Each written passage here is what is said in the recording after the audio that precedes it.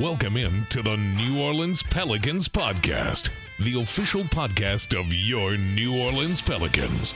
A podcast dedicated to everything you need to know about the squad. Hear from players, coaches, broadcasters, and those who cover the NBA on a daily basis. It's time to flock up. The New Orleans Pelicans Podcast starts right now. Well, hello, and welcome to this Wednesday edition of the New Orleans Pelicans Podcast, a wet Wednesday. Hopefully everyone out there is safe. This weather will go away by the end of the day, and then we can get right back at it on a Thursday when the Pelicans take on the Sacramento Kings. Friday, they will take on the Golden State Warriors, and Sunday, some team called the Lakers comes to town. They're all important, and now even more important after the big win last night. Massive win for a couple of reasons. Not only did you get the win over the Portland Trail Blazers, but then you got so much help in the NBA scoreboard as teams you wanted to lose did.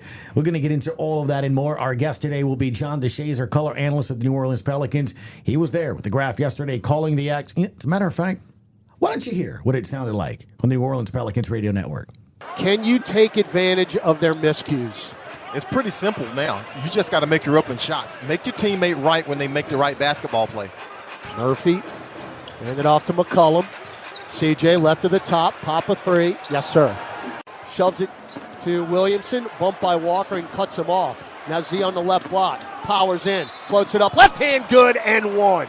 Z with a little fadeaway jumper. Look, this whole midi Z thing, I'm liking a lot. He played through the contact and the soft touch. What he did also, when he drew the contact, he was moving to his right and switched to his left hand mid-air and floated it in. Pels down by 5 now. Repair, hard to the rack. That got blocked by Z. Yeah, Z blocked it. Rebound Dyson, chests it up the floor. Trey avoids contact and finger rolls it in with a right hand. That is a fantastic lead pass from Dyson Daniels to hit his teammate in stride, and the Pels are on a 10-2 run. Get it to JV, back to McCollum. Deep left wing three. Welcome back to the Moda Center, CJ. He's been pretty much it. He's carrying the Pels offensively totally in this game. He's going to have some help. 5 made threes, 218 on the season.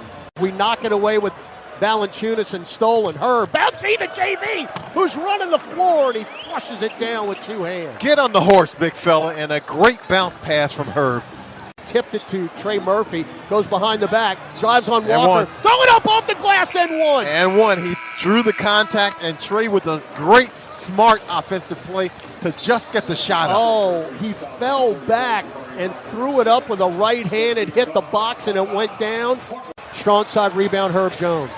Whips it up top, JV, extra pass, Trey, deep left wing three. Yes, indeed. Second chance points. Kick it out to JV. You find your shooter, who's Trey on the left wing, and Trey is warm. Henderson, beautiful crossover underneath the hoop. He got cut off and walked. Instead, threw it away to McCollum. Yeah, that's a ball don't lie turnover right there. Up the floor, Murphy drives in. Oh, a double clutch. Oh, Trey! Throw it down, 2 hands and one for Murphy. Through the contact, Kenneth the third with the thunder. Portland ball down 9 here. Blanton lost it, tipped by GTA. Up the floor, Zion had a steam. Throw it down, big fella, 2 hands. Tell you what, get back. You don't know me like that. Z with the sore. And I mean, they turned it over, gave it right to him, and he's a one-man fast break. And the Pelicans now have turned them over 19 times for 29 points. And with 9:21 left in the ball game, lead it 92-81. Timeout on the floor. Now Daniels, bounce feed to JV, avoids contact and lays it in. That's nice. 110-100 was the final in Portland. Head coach Willie Green on the win. It's just one of those games that sometimes it could be difficult to come in and play against young, hungry, scrappy teams. And they did a great job in the first half of making us take tough shots, contesting, crashing the glass. And then we picked it up as the game progressed. But it was really just stay with what we're doing. We missed some easy, open shots. We come out in the second half, we're making those shots and setting our defense, and so it looks a lot better. C.J. McCollum, another fantastic night, shooting 29 points for him, 31 points coming from Trey Murphy, as they both had 5 threes. What's kind of your mindset to kind of get yourself going? Shoot the ball. That's about it. I've been playing basketball a long time. I've been in the league a long time, and I've been asked to do different stuff throughout my career. And the thing that's been a constant is scoring. That's something I've been able to do, since high school. And the spacing, the play calling, the aggressiveness, it's always there. It's just a matter of taking advantage of opportunities. And I think for me, it's about understanding the moment. We got a few games left. We got a chance to control our own destiny, and we got some injuries to our roster. We got some guys out, and for us to be successful, I got to be aggressive and efficient. We bring in Jim Eichenhofer from NewOrleansPelicans.com. Jim, it wasn't the start they liked. They did win the first quarter, 28-27. Portland won the second, 28-24. They trailed by 3 at the half. And then it was almost like, I don't know, maybe did you send them a video? Did you send them a FaceTime? What did you do in the locker room to get them to start playing like we kind of thought they were going to play there in that second half? Yeah, I mean, I was tempted to send a bunch of angry messages and stuff like that, but I wasn't that concerned because I felt like Portland did some kind of fluky stuff in the first half as far as some of the shots that they were making. But you're right. I mean, the Pelicans' defense just went up to a different level in the second half. They were so much more aggressive. They were so much more relentless. There was a couple possessions that on TV Antonio Daniels pointed out where it was like there were 5 or 6 consecutive times where somebody was helping someone else, the ball got swung, the next guy was there, so on and so forth. I mean, they had some kind of clinic-type defensive possessions, and, Portland obviously is not a good offensive team, and that's even more the case when they have so many guys that are out on the injured list. So it was really a matter of, I felt like the Pelicans kind of wore them down, and they weren't able to just keep up on the scoreboard with enough offensive production. Zion Williamson had this to say about what changed in the second half defensively. Not only matching physicality, but our defensive intensity went up, especially when we went to our zone. We were kind of able to make them take the shots we wanted them to take, and it led to transition points and just us getting stops. All right, so Jimmy, hear him saying exactly what you just said, essentially, about them just knowing what they needed to do, and they did it. A little help defense and things of that nature. What else do you want to kind of touch on that really stood out to you offensively? Because we can go in a number of different areas here. Do you start with the guy that really helped C.J. McCollum? Do we start with C.J. McCollum? Do we do Zion? Where do you want to go? Yeah, I mean, to me, one of the most concise ways to summarize the game overall was it seemed like C.J.'s first half put the Pelicans in position where even though they didn't play very well in the first half and Portland did a lot of good things, they were still only down by 3 at halftime. And then in the third quarter, Trey Murphy had 17 points in just that quarter. He had already scored 10 in the second quarter as well. So the middle part of the game, I think Trey's shooting was really the biggest factor. And then they were able to put themselves in position where, I mean, I hate to be overconfident, but honestly, I thought once they got the lead up to 8 or 10 points that they were going to be in really good shape, just based on partly what I mentioned earlier about the Trailblazers in the position that they're in with Anthony Simons is out, Jeremy Grant's out. The list goes on and on. I mean, they're relying on a lot of guys that are very unproven at the NBA level, so you didn't want to give them the early confidence that I think they gave Portland by letting them take the lead, and I think they were up 8 or 10 at one point, but at least you were able to relatively quickly put it in place like, okay, you're not going to be able to win this game, and we're going to just take over and put it out of reach. I thought something else that stood out to me, and I mentioned in postgame, 9 personal fouls by the Pels. That's it. And what I mean by that is their defense really did pick up, and you could see it because they forced, 21 turnovers? 21, 22. 22, yeah. Yeah, well, this one's saying 21, so they might have taken away. Regardless, over 20 turnovers. So you were getting in the passing lanes, you were doing that stuff without sending them to the free throw line. You actually went to the free throw line more than them. Portland only went to the line 8 times. The Pelicans went to the line 29. So when you're struggling from shooting, your defense needs to help you, and you need to get as many free points as you can. 27 out of 29 from the free throw line. I feel like that's a stat that maybe gets overlooked, but that absolutely helps you win in a 10-point game. I mean, you're right. In terms of you didn't give the Trailblazers a lot of free points by fouling. at a high level. And I think, too, specifically, one of the things that the Pelicans did differently defensively was they made sure that DeAndre Ayton couldn't beat them by himself. In the first half, he was making that sweet spot jumper that he seems to have from about 15 to 18 feet that I still have bad memories from the Phoenix playoff series where it seemed like he shot 90% on that mid-range jumper, just inside the three-point arc. He was doing a lot of damage in the first half. In the second half, it seemed like every time he touched the ball, he had 2 or 3 guys around them, had to swing it to somebody else who either didn't make the shot or threw a bad pass. He swung to someone else and they threw a bad pass. I mean, you have to give the Pelicans defense credit for the 20-plus turnovers that they forced, but Portland also had some passes that were unforced, balls that ended up in the stands. But to some extent, it was like you had to play more aggressive defense to put the Trailblazers in a position to make mistakes. Things were just coming far too easily in the first half, and you weren't able to kind of expose some of the weaknesses and some of the issues that they have with. They're throwing a bunch of guys out there that have barely played together and not only haven't played that much in the NBA, but I'm sure aren't even that familiar with each other's games at this point in the season. Yeah, no doubt. The final thing is you did get the help in the scoreboard, man. You take a look at it, and now you have put yourself in a situation because the Warriors beat the Lakers, because the Kings lost at OKC, and the Lakers, as we said, lost because of the Golden State Warriors there. You're right there, Jim, to where I think if you win one more game, you're 7th. Yeah. Which, again, that means that the play-in, you're at least hosting that 7-8. Now, that's the mulligan round, like I call it. If you lose, you still get another game. You don't want that, but you still get another game. And that's not a bad thing. And I actually think you host that one, too. So you can host 2 games in the play-in, right? Right. If you're 7th seed, you get 2 chances to win 1 game, and both of them are at home. Which I don't know if that's a good thing or not. Well, that's true, too. That's a good point.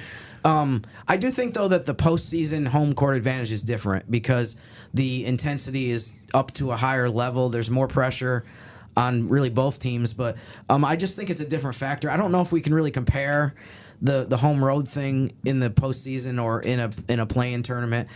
But you're right, though. And I mean, another thing to note, and knock on wood, hopefully the Pelicans don't end up 7th, and if they end up 7th, I hope they don't end this run. But in the first 3 years of the play-in tournament format, where it's 7th through 10th make the play-in, no 7 seed has ever been knocked out. So every single 7 seed, the total of 6 teams between the 2 conferences over 3 years, every single one of them has advanced. It's funny, the closest team at 7, the closest any 7 seed got to being knocked out of the play-in tournament was actually Miami last year. Yeah. They got smoked by Atlanta in the first play-in. You're right. Second play-in, they were down to the Bulls, I think, by a possession or so with 2 minutes left.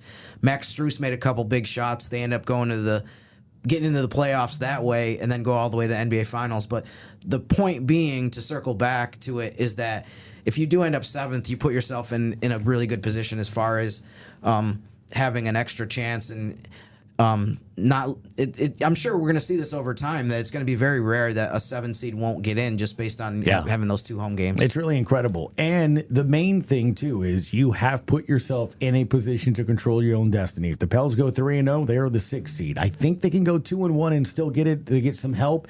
So tonight we are absolutely rooting for the Clippers again. They play the Suns just like they did last night. Instead, they're at L.A., and they didn't play their starters. JD and I and you will talk a little bit about that here coming up as well.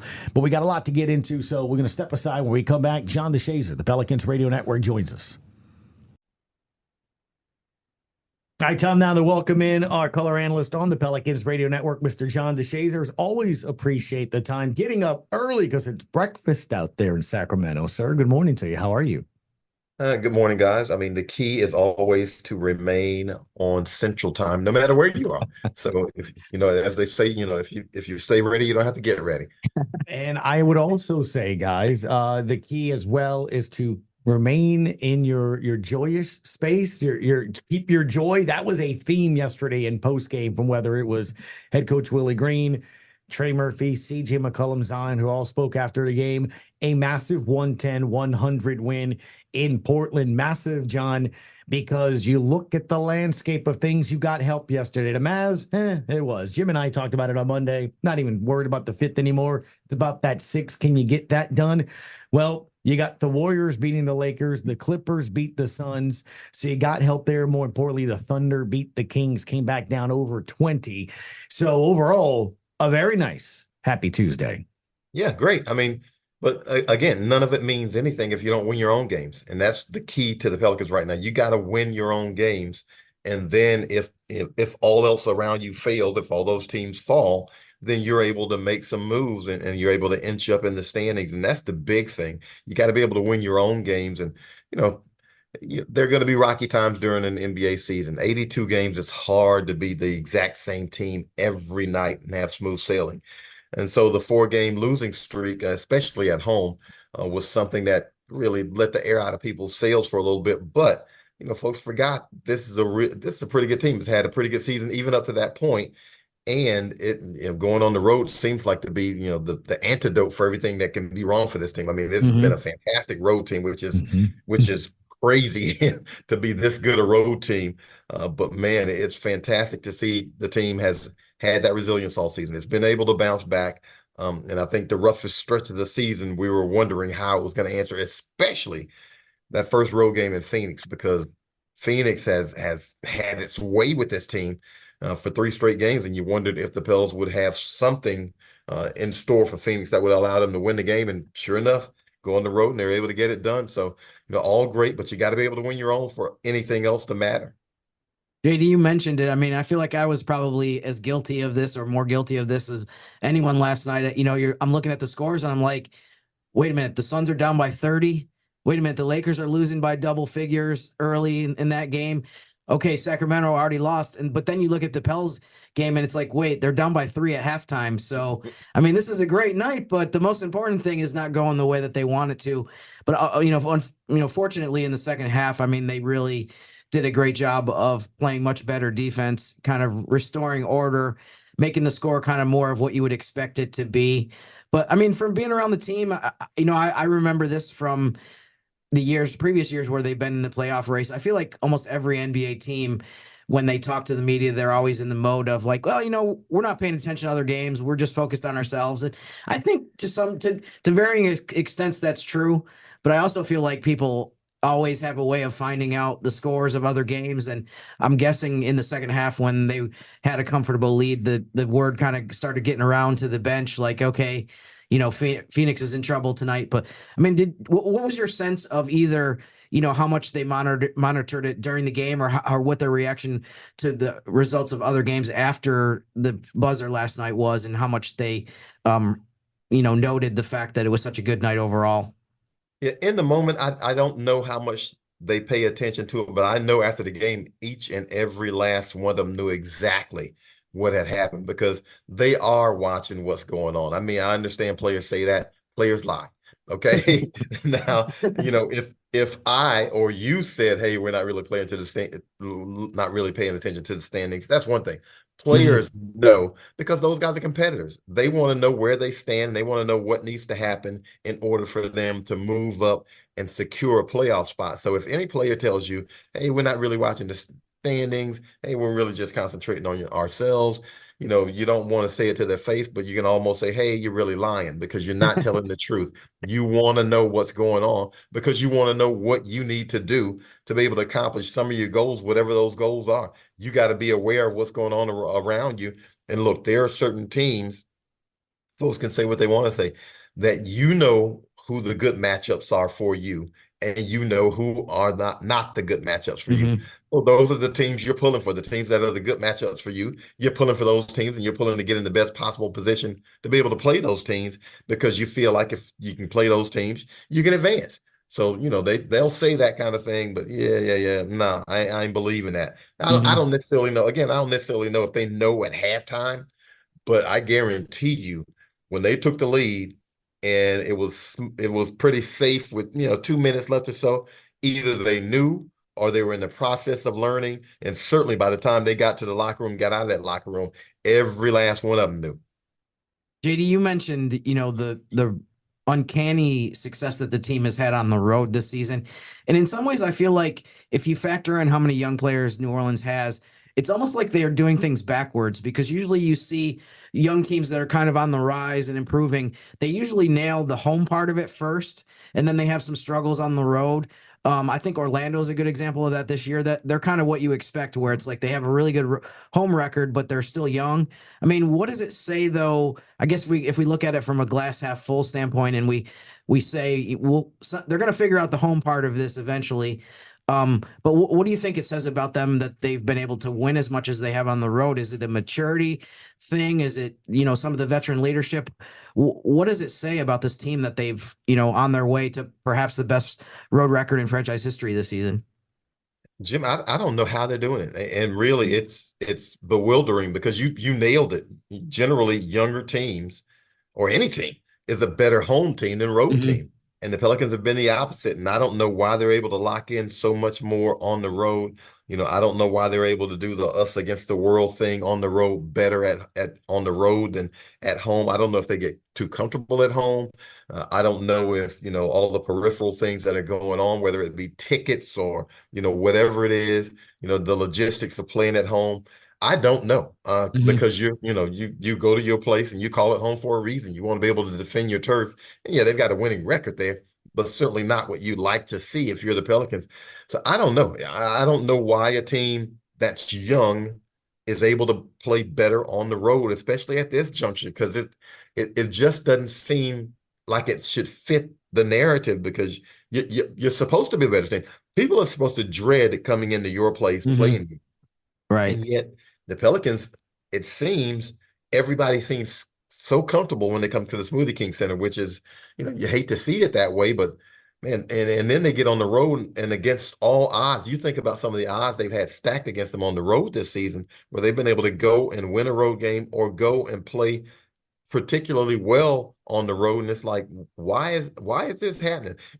After the team, you lose 4 straight at home, you go on the road and you play a team that has just housed you, Phoenix. Yeah. And then you figure out a way to beat that team. And it's like, well, wait, why couldn't this happen at home? How do you figure out that recipe on the road better than you do at home? So I don't know. It's not like it's a lack of fan support or anything like that, because the fans have jumped behind this team and they're really there for this playoff run.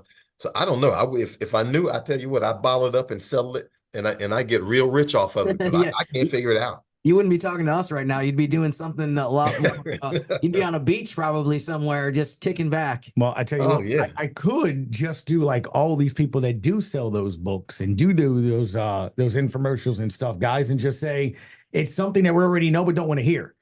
It's a make or miss league. You say it all the time, John. I mean, look at CJ McCollum. I mean, it's crazy. The last 2 games on the road absolutely led the way in shooting. Without his threes, 7 on 1 game against Phoenix, 5 last night. The Pels don't win those 2 games, yet right down the street here on Airline Drive, he can't make a 3. But it's crazy. But it does it really just honestly come back down to that? And more importantly, having the right mindset. You hear him after the game. You hear Willie Green say after the game, it's like, you just have to breathe. And I love his response to Christian Clark of The Advocate and Picayune yesterday was pretty interesting when Christian goes, how did you guys bounce back from a bad loss? He goes, it wasn't a bad loss. We just lost the game. And it's a perspective thing. And I understand that it was a bad loss. We all will say it's a bad loss. But I understand what he was saying is that every game there's good and there's bad. And if you approach it like that, it's very similar to what Drew Brees did when he was here. Huh, JD? Yeah. I mean, but it's hard to even keel it all the way through. It's hard to be exactly the same all the time. And saying it's a make or miss league, it is. But the perplexing part of it is, why are you able to make more on the road than you are at the place where you play the most? Yeah. That's the place that should be your comfort zone. The Smoothie King Center, you should be able to shoot it better at home, you would think, on the road. So I'm telling you, I am as bewildered about that as I am about anything about this season, because you look at it and you're saying, this team plays better on the road, and you'd like for it not to be that way. Now, I'll still take 47-32, however you get there.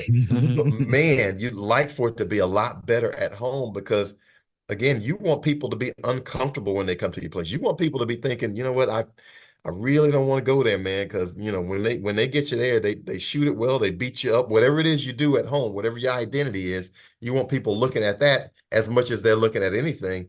And to be able to do it on the road better is just something that I just don't expect out of a lot of teams. I've always operated by the theory too that one of the reasons why road is a negative for teams that have more young guys is because they haven't played as many games in each respective arena. I mean, for example, CJ's probably played 40 games in Crypto.com arena by now between playing the Lakers and the Clippers, 4 times a year when he was with Portland, and now obviously with New Orleans as well. So to me, like, one of the reasons I always think of the vet guys are more comfortable on the road is because all of these arenas they've been in tons of times, whereas somebody like Trey Murphy's only played in some of these Eastern Conference arenas maybe 2 or 3 times. But I mean, that theory does not appear to be working this season, and it is strange too. I think I'd have to go back and look, but I want to say this is the only season that I can think of where the shooting marks have been so much different and better on the road than they've been at home. But yeah, like you said, JD, we're probably wasting our time trying to figure out what the reason for that is, because it really defies all logic. And like I said, the ideas that I've been operating on the entire time I've been here. But speaking of veteran guys in the NBA, you and Graf got to interview Jonas Valanciunas post game last night, and I loved his interview. I tweeted a couple of his quotes of where he was just talking about his team first mentality and the fact that it's not about playing time and shots and scoring, and he just wants to win. I mean, what did you think of the impact that he made last night, and just for him to be able to go from having a pretty minimal role on Sunday against Phoenix and what was a great win to being pretty instrumental in them being able to pull away and beat the Blazers last night? Graf said it best. He just called him a professional. I mean, he's just a pro. And, a lot of guys get in their feelings when they play 4 minutes in a game, and a lot of guys can pout, and really it can affect them mentally for several games. And look, his role hasn't been what he would want it to be, I'm sure, for the last 3-4 weeks. But for him to say what he said last night tells you the kind of person he is and the kind of teammate he is, and it shows you why those guys in that locker room love him.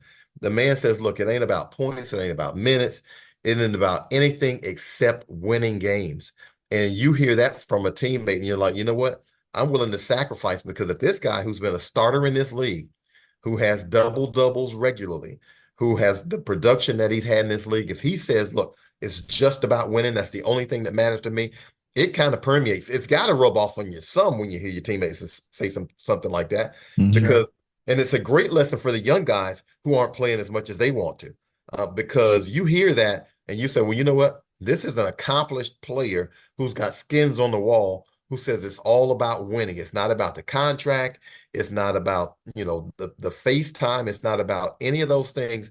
I just want to win games, and however way we can get there, if it means me playing 34 minutes, or if it means me playing 4 minutes, if it means me sharing that role with Larry Nance Jr., or if it means me taking on most of that role, whatever it takes for this team to win, if it's got to be setting screens or whatever, he just says, I just want to win. So impressive to be able to bounce back, because like I said, a lot of guys get in their feelings and you lose them for a couple of games, but not Valanciunas. They've never lost him mentally.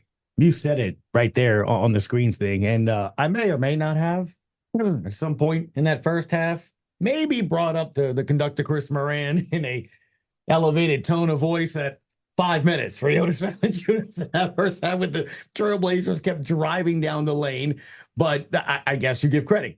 Look, they made the adjustment. Jonas played a lot more in that second half, and you saw that.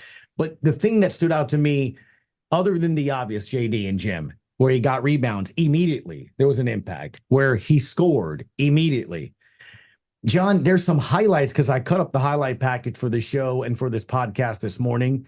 And on 4 to 5 highlights after he came in, where it was a 3 or it was a dunk by somebody else, you or Todd mentioned a Jonas screen, a Jonas touch. And I was looking at the TV and the broadcast, he's directing the traffic on the offense as well. He would go to a spot, you see his arms moving, he's pointing where the ball needs to go. Those are things that are invaluable, JD. And I know the Jonas lovers out there are going to be like, that's why you need him in clutch moments. He does so much more than just rebound and score. He's actually orchestrating and trying to run some of that offense. Yeah, he is probably the most unselfish player on the team, I would imagine. If he's not the most unselfish, he's got to be one of the top 2 or 3. He's a guy who's always vocal, so you know where he is and you know where the help's coming from on defense and you know where the weak spots are because he's always communicating. And then, again, as you just mentioned, the guy puts his body out there and says, look, whatever it takes to win. If it takes me setting this screen, okay, cool. If it takes me boxing out and, if I'm the only guy down there trying to rebound among 3 defenders, okay, that's what I'll do.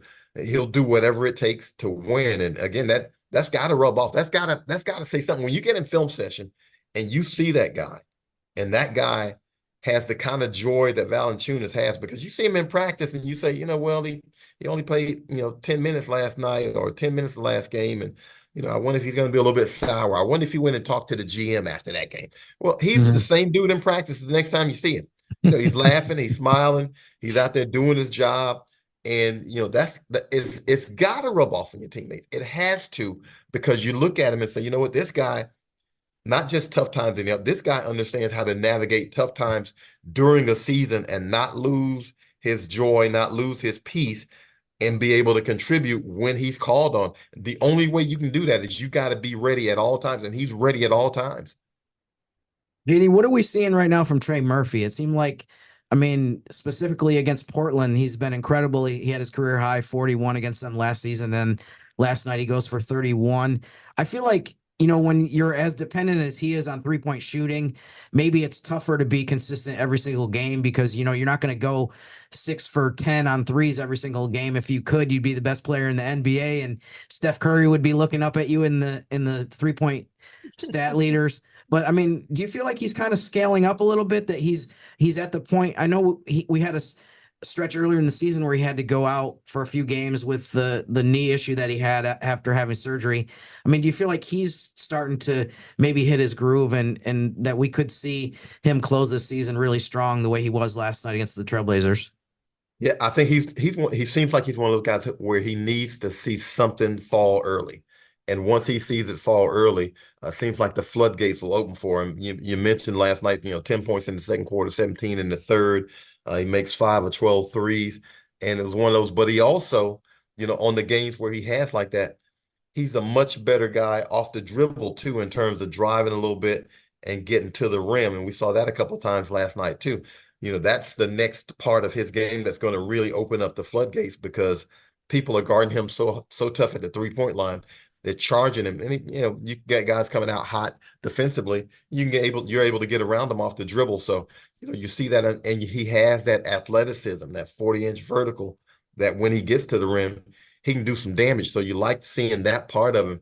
But he's one of those guys you're dependent on him so much if you're the Pelicans, because think about it, I would say the Pels probably have 2 real NBA 3-point shooters that people will look at and kind of fear. One is CJ McCollum, who's, got a career high. I think he's up to 218 threes this season now. And the other one is probably Trey Murphy, because when you think of threes, you think of those 2 guys for this team, and you got to have them. And the pressure is there because they need that production. You need to be able to stretch people defensively, because if they don't have to worry about you, what are they going to do? They're just going to sit back and wait for Zion to drive to the rim and try to meet him at the rim. They won't guard you. But you have to guard those guys. You got to guard Trey Murphy. It doesn't matter if he's 1 for 8 out there. You got to run out there and chase him off the line if you can, because if he makes 1, that 1 might turn into 6. Well, you said 1, and I want to close out on this, guys. 1, I think. I did advanced mathematics. Actually, I just read somebody else's tweet. If the Pels win 1 more game, I think you're guaranteed 7th. That's how big that loss by the Suns was yesterday. And look, we're all going to be rooting tonight, 9:30, Suns at the Clippers. Devin Booker, Kevin Durant played 40 minutes in that game. The Clippers didn't even play Kawhi Leonard or James Harden. I'm assuming, JD, the Clippers want to secure that 4 seed, make sure that, I know Dallas plays tonight here. The NBA did it this week, man. It's crazy. The Nuggets and T-Wolves guys are tied for first. They played last night. They're playing tonight. And they're playing tonight in a different location. Minnesota was at home. They're on the road at Denver, who was on the road last night. So they both had to travel and then play on a back-to-back. So to your point earlier, JD, it's tough. It's hard. And I know you look at that Spurs game. You look at that slow start last night.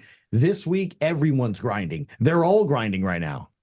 Yeah, very much interested in seeing now. Now, I am a scoreboard watcher right now because I'm obviously interested in what's going on around the league, especially as it pertains to how it's going to affect the Pelicans. So I really want to see what happens with those other teams. And look, the Clippers played last night like it was a schedule loss. Like, hey, we'll give away the first half of this back-to-back because we're on the road and we're going to rest some guys and, we'll go get them, Tiger, when we get home. And then the next thing you know, they're up, by a bucket full of points. And the Suns look like they have no idea, look like they're playing in the peach basket era or something. I don't know what happened with them last night. But if they play that way again tonight, that will obviously be fortunate for the Pels.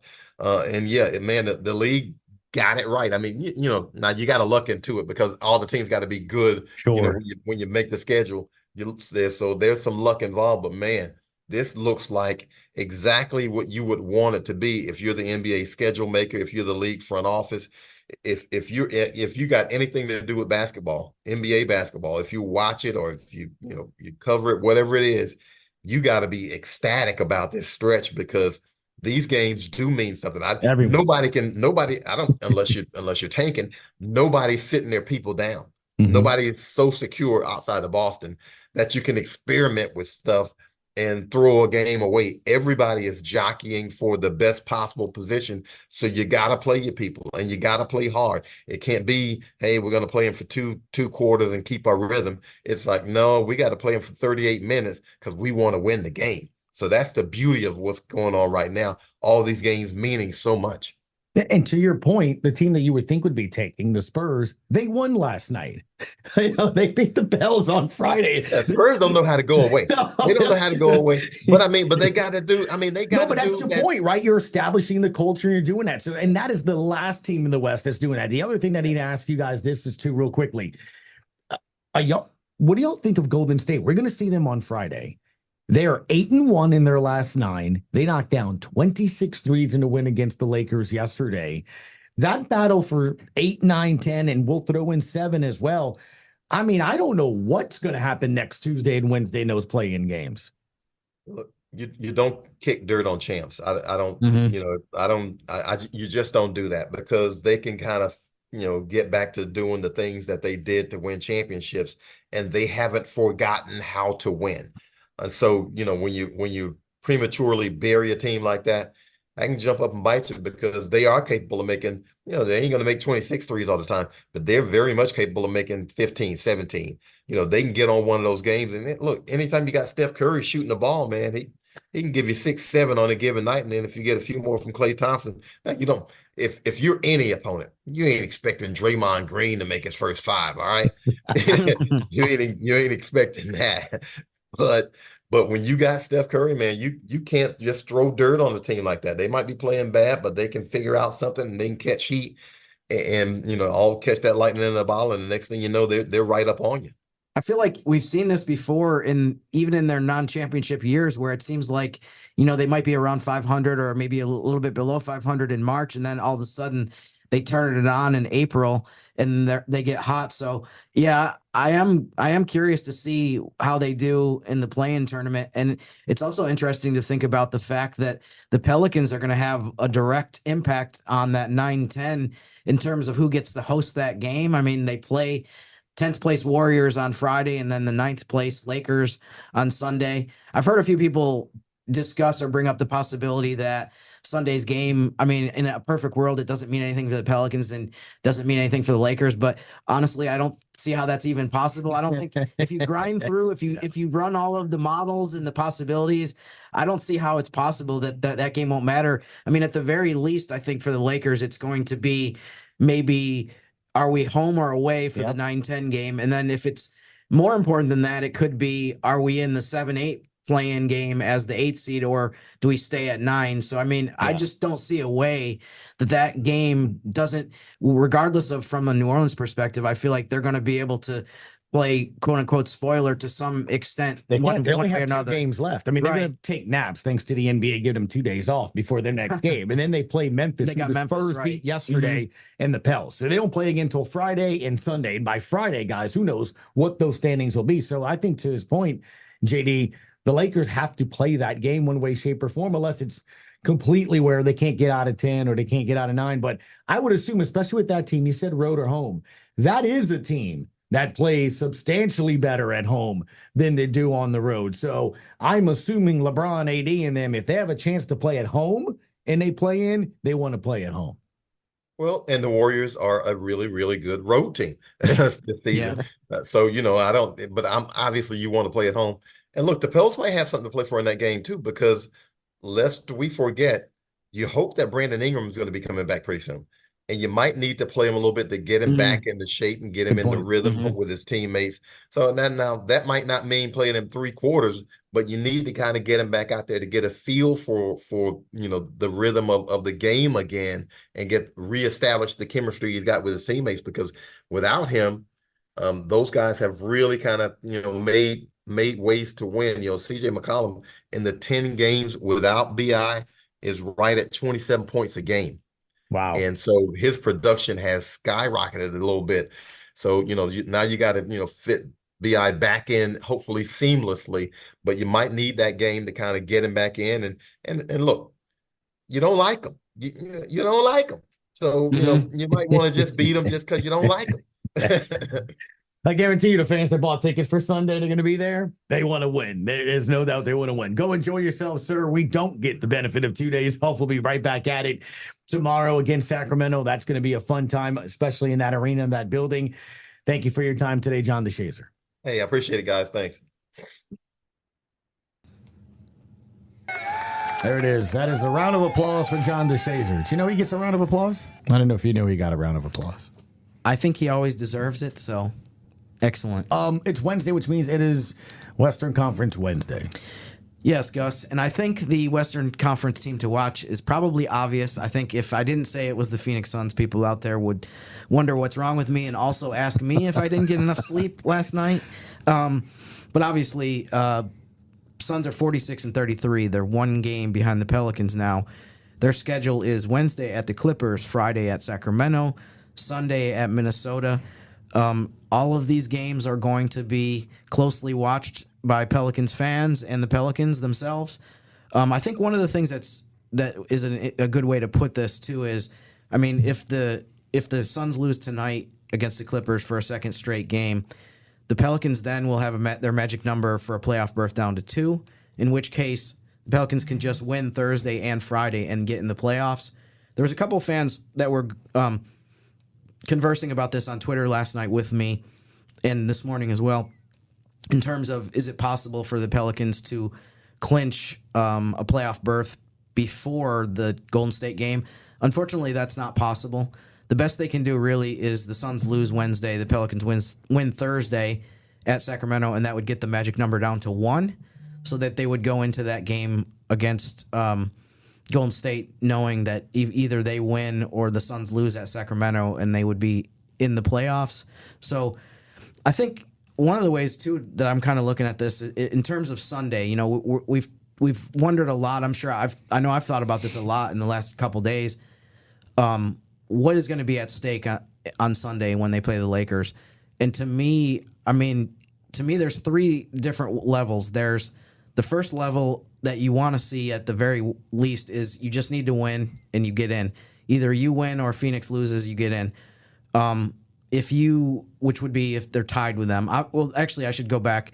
It would be great to be clinched before that game so that you're in the top 6 and that you don't have to worry about it. But you don't want to be in a position where you have to win and have Phoenix lose that game against Minnesota. So hopefully over the next couple games, the Pelicans can get there. They can clinch either by going 1-1 and the Suns go 0-2, or the Pelicans go 2-0 and the Suns go 1-1 or worse. But yeah, the Pelicans they're in control of their own destiny right now, which I mean we would love to see that. And I think after the Spurs game on Friday, we definitely would have taken that if you had told us, okay, you just had probably the most devastating loss of the season, but a few days later, you're going to be back in control of things. So looking forward to this. And I know a lot of people are going to be staying up late on this Western Conference Wednesday until midnight or so to see how that Suns-Clippers game goes, because obviously a Suns loss tonight puts the Pelicans in really good position. If the Suns win, the pressure's back on you, because if Phoenix wins tonight against the Clippers, then you have to win against Sacramento on Thursday, or else you're back in a position where the teams have the same record and you're back in 7th place. So go Clippers, I guess. That's how I'll end this segment. Yeah, well, I'll tell you what. I think the thing that really stands out to me, man, is that all of this there is a level of fun to it, right? Because look, it all does matter, and it's exactly what the league really wanted on that. Mm-hmm. The NFL's done it here as well. A lot of those games really come down to the end of the regular season, and that's kind of what you want. And I do think it does lead and help to a better postseason, Jim, because let's be honest, the Pelicans, the Suns, the Warriors, they've had to pick it up. They're 8-1 in their last 9. It's playoff basketball the last month. So I do think next Tuesday and Wednesday in the play-in, it's no different than what we're doing Tuesday, Wednesday this week. Mm-hmm. Next weekend, when the first round starts, it won't be any different than the games of importance on Saturday and Sunday. You get what I'm saying? Right. I think you're going to go right into it. There's no, hey, we need to amp up and flip the switch and, hope. I think that's why you've seen in the last 3 years, especially since the play-in has started, Jim, I want to say the first rounds have been jokes. I mean, they're like 6 or 7 games all the way around everywhere. And I think it's because, especially in the West, right? Teams have just been playing that kind of caliber basketball. So it's just, today's the day. Let's play ball. You mentioned how much fun this is to be in this race. I mean, of course, there's some nervousness and there's some tension and stuff like that. But it was funny, after the win on Sunday, I was tweeting, well after the buzzer of the Pelicans-Suns game, because we were watching for the results of the Lakers-Wolves. And I tweeted somewhere around midnight, maybe it was 12:30.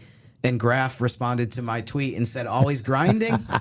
And I half jokingly said to him, like, hey man, you realize I've been pacing for years for this moment. So I'm ready for this. I mean, this is great. This is so much better than some of the years we've had where the team has been out of the race. And by like mid-March, you already have it on your calendar, on a such and such a date in April, the season's over. I much prefer this. We have no idea where the team is going to be a week from now, but I wouldn't want it any other way. Yeah, no doubt. That's Jim Eichenhofer. Give a follow, Jim_Eichenhofer over on X, and of course, NewOrleansPelicans.com. We will see you on Friday for Game 2 of a 2-game set on a back-to-back. That is when the Pels take on the Golden State Warriors after having just played the Sacramento Kings, which is tomorrow today, and it'd be yesterday on Friday, if you get what I'm getting at. I'm Gus Kattengell. That was Jim Eichenhofer. Our thanks to John DeShazier. Thanks for listening on the New Orleans Pelicans Podcast. Thanks for listening to the New Orleans Pelicans Podcast.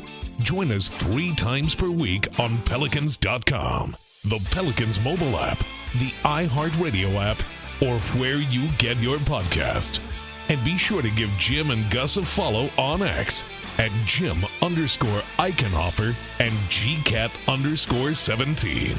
We'll see you next time, right here on the New Orleans Pelicans Podcast.